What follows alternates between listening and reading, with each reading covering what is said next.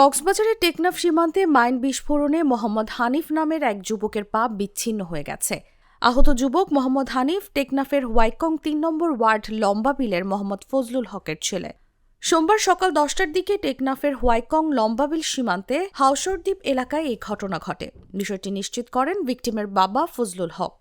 ভিকটিমের বাবা মোহাম্মদ ফজলুল হক বলেন, আমার ছেলে মোহাম্মদ হানিফ আজ সকালে হোয়াইকং লম্বাবিল সীমান্তের হাওসরদ্বীপ এলাকায় একটি চিংড়ি ঘেরে মাছ ধরতে গেলে ঘেরের বাঁধের মধ্যে পুঁতে রাখা একটি মাইন বিস্ফোরিত হয়। এতে তার 2 পায়ে মারাত্মক আঘাত লাগে। বিস্ফোরণে ডান পায়ের গোড়ালি উড়ে যায় এবং বাম পায়েও গুরুতর জখম হয়।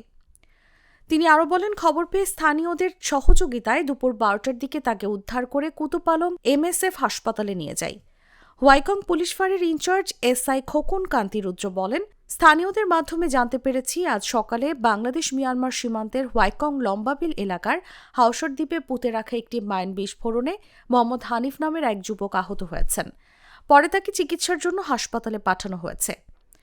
গত 4 দিন ধরে টেকনাফের হোয়াইকংয়ের ওপারে মিয়ানমারের রাখাইন সীমান্তে আরাকান আর্মি ও রোহিঙ্গা বিদ্রোহী গোষ্ঠীর মধ্যে ব্যাপক সংঘর্ষ চলছে।